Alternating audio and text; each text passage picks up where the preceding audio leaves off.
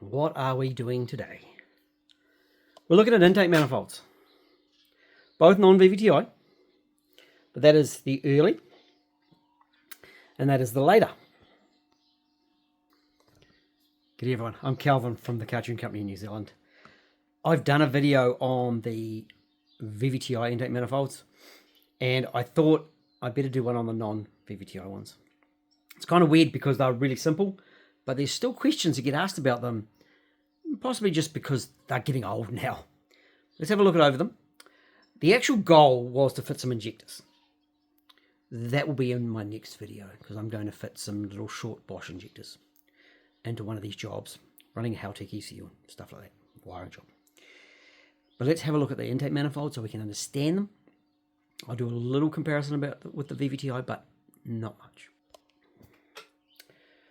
Start with this one. Now this is typically an early intake manifold. And people think that because it's got this square fuel rail, that it always gets fitted to a thick rod engine.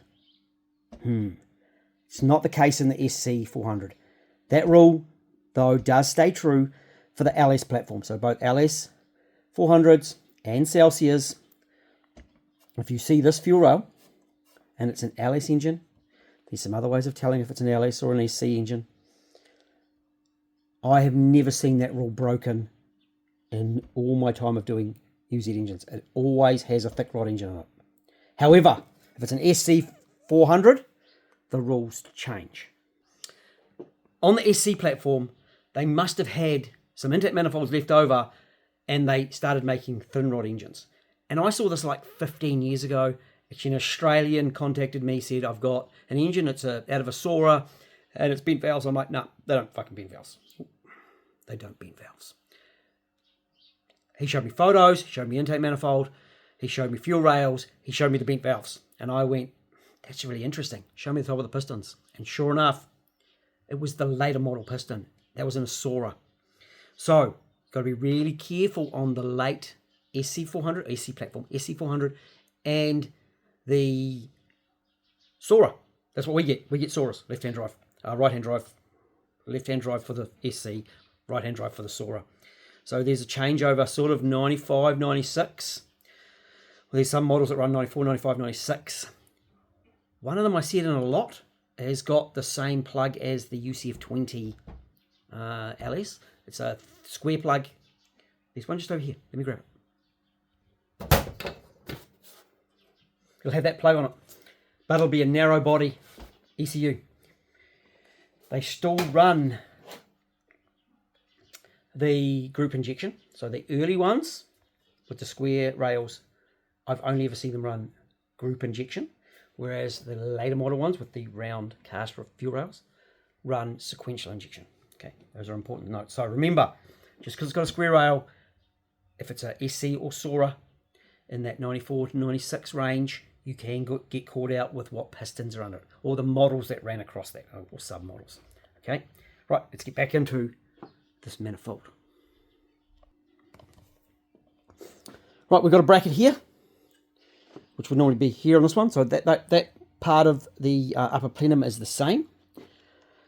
Now, if you've got a left-hand drive vehicle, your throttle cable is coming across here because your steering wheel's on that side. If you've got a right-hand drive vehicle, the throttle cable's coming in where my hand is. So that will change the throttle body. The throttle bodies have different linkages and brackets on it. Throttle body's not attached to this, so we're not talking throttle bodies, but we'll just note that. You can see that these are Toyotas, so they're probably off Celsius. Could have been off a Sora. Looking at this upper plenum, we've got the fitting for the brake booster on the back, and it's pinned in. There's a vacuum port here and a vacuum port here.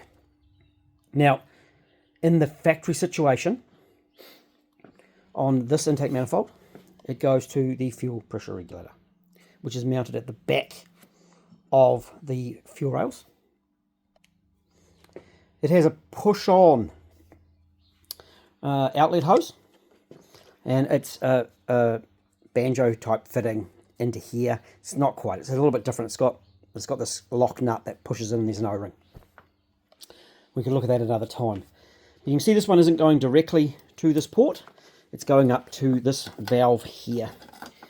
Now, this manifold, you can see it's a blackened. That wasn't deliberate. It may have been a little bit crispy. A little bit crispy, yeah. And the other thing we can see that's different on this plenum here is this bracket here, because it has the cover that goes right over the top of the engine, where this one would have had individual covers for the spark plug leads and around the IAC. But back here, so they don't all have this, or this, it's a fuel pressure up valve. So what it does is it will momentarily increase fuel pressure as commanded by the ECU. Now, if it's this one, there is a fitting here. Can we get it? There it is. We come up here, okay, and we come along here, and it would drop onto the fuel pressure regulator. So from there, if you're not running this matrix, then I just run them directly. Then it's got the purge piping, which comes around here on this matrix, around here, and to a purge valve, which is here. This one would have the similar thing, but it runs a bigger line, a big line that runs right around for the purge. Different throttle bodies, you see, so a little bit different. No EGR, guys. So EGR models will have more vacuum hoses. These are JDMs. No EGRs. And this is the port for the EGR. And you'll see both this one and this one look like they're open, because they are. They don't get a blanker on them at all. They don't need a blanker. See, blanker. If we take this little plate off, this is the PCV plate. I'm going to change hands.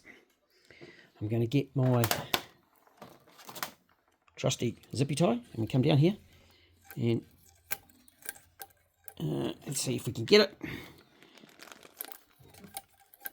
Let's try the other way. We'll go in here.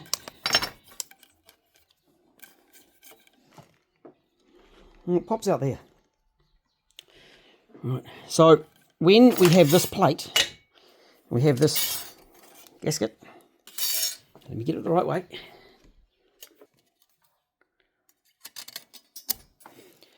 The gasket seals off that port. So the only thing that can go in here, we've got a PCV hose port, inlet port here, which goes to that fitting.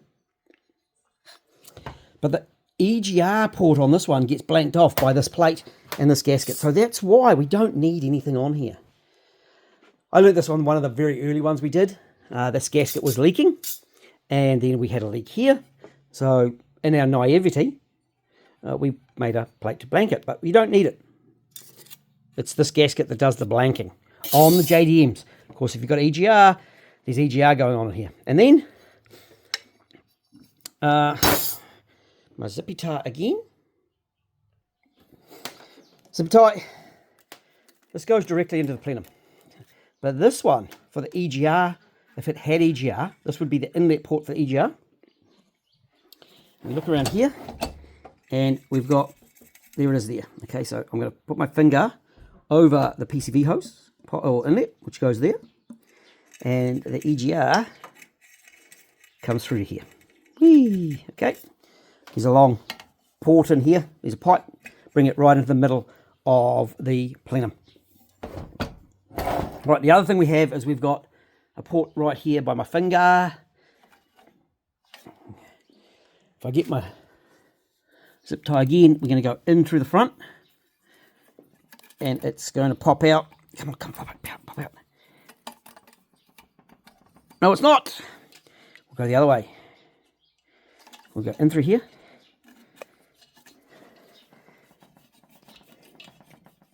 There it is. Woo! And that's for the IAC valve. So the IAC supplies airflow right into the middle of the plenum again. And that system there with the pipe in here. Hey. Oh, that's interesting. Well, that's why we do these. I just learned something.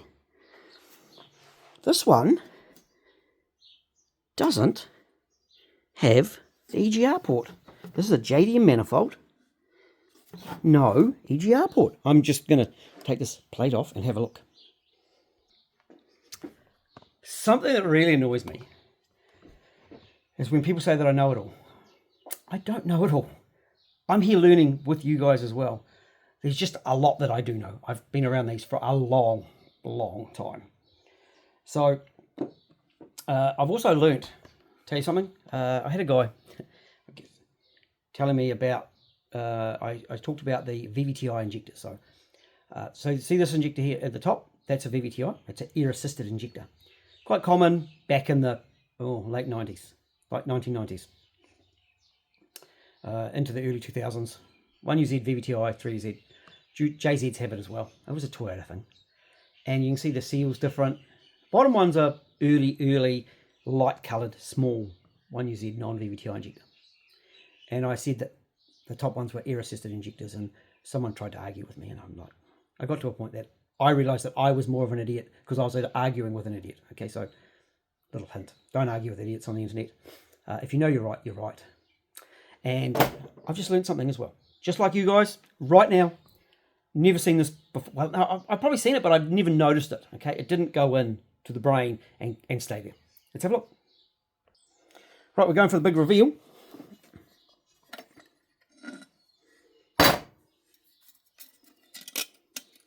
It's not even drilled. So this is a JDM Toyota intake manifold. I can't tell you if it was a Celsius or a Crown. No, those are our two options. Not even drilled. Doesn't have the pipe in there. Look at that. Isn't that cool? It's actually kind of odd that it's got the idle up. So, the fuel up solenoid. We don't see them on a lot of the Japanese models. It often goes directly. So that's something that I'll be taking a note of when I see these engines come through. So there we go. When I was going to say that this top and this top were the same, but they're not the same in that department. Right, we've covered that. We've covered that one's different. I'm going to take this off, and we're going to flip this over. In another video, I've covered the idle speed control, the idle air control. But we're going to look here now. So I've seen this before. Now, this actually happened on the LS platform. Like 92, 93-ish. The USA guys would say 92. But around that time, we saw the cold start injector on that one disappearing. So it'd be this manifold without the cold start fuel injector. And it's actually, it doesn't just work when it's cold. It's actually a starting injector. It works at other times. And this one's for my mate in Australia. That's where that extra little piece of wiring loom that you had, that little sub loom, that was for the cold start injector. The cold start injector comes down, and so around 92 on the LS platform. Of course, SC, it went further. Sora's, it went further. We've got the drilling for a banjo fitting for the cold starting injector. So there's cold start injector. So the early rails like this will have that hole, and then later on they won't. It's a good place for a fuel pressure sensor, actually. All right. So there is the plenum. I think you can see there's the port for the idle air control. That's cast in, and it's cast in. That's a cast piece of the manifold. And front's machined. These now, yes, it's a mirror image, so it can be put on backwards. So you can reverse them. You'll find that stuff, fouls, pure pressure regulays and stuff, but it can be done. I've done another video on reversing the intake manifold. Is there anything else I need to talk about? Got a Toyota badge, not a Lexus badge. Yeah, that's good enough for today. Right, let's move on to the bottom piece. Right, we can see that the square rails, we got a dampener partway along the rail, and we've got a front crossover and a rear crossover, and then we've got the fuel pressure reg at the front. Very similar style, the way it fits to that one, but It has a banjo fitting on the outlet, and it has this pipe that runs along, down, down, down, down. There are a few different versions of that. So like the early crown were different, and the inlet hose on the early crown. So there are some different versions of inlet hose. This one, oh, might have been outlet. I should say outlet hose, eh? Of the hoses, both inlet and outlet, depending on models. This one, we've got the pressure dampener. Did I call this one a dampener? I hope I called that a dampener, not a fuel pressure regulator. That's a dampener. So, dampener over here, right at the back. Right at the back of the rail. Comes forward, crossover at the front, and then to the back, and the fuel pressure regulator with a push-on fitting, and then the outlet line. One of the really cool things about the UZ engine is the left-hand cylinder head and the right-hand cylinder head on a non-VVTi 1UZ are reversible. They're interchangeable. You can swap the cams, swap all the shit over. The exhaust still stays the exhaust, but of course the back port becomes the front port, and the front port becomes the back port, and it gets swapped over, and they interchange. It's a really, really cool feature of a UZ, and that means that the intake manifolds interchange. And then the top plenum interchanges. It's a real cool feature, okay? So just be aware of that you can put these things on backwards. Right. I think I've said that what VVTi manifolds don't fit. How do we tell a VVTi from a non-VVTi? And that's probably for another video, but it's really easy, like the throttle body at the side or a throttle body at the front for the VVTi. I'll show you, I've got a VVTi manifold. Let's have a quick look at that. And then I think I've covered enough, and I'm going to swap over and put those into that one, okay? And then it's going to go to the workshop and be run on an engine, those on an engine at the workshop that we've been doing a Haltech EC on, okay? So let's have a look at the VVTi manifold. And this is actually kind of a good position to have, because you can see that this is very flat on the manifold facing, okay? We got a CIS chamber, vacuum chamber, and a solenoid under the manifold for the flappy things on the back.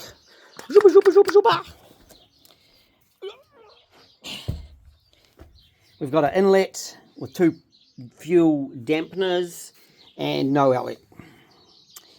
Throttle body at the front, big plenum, and in here there's some flappy flinks, okay? Something in there that I'm fiddling with my finger. Ooh. Right, manifolds done. That's non-VVTi. Oh, should I turn this over? See, not flat. Now we're done. Right, hope that's been helpful. And we'll talk again soon. See you in the next video where I put some of them into there.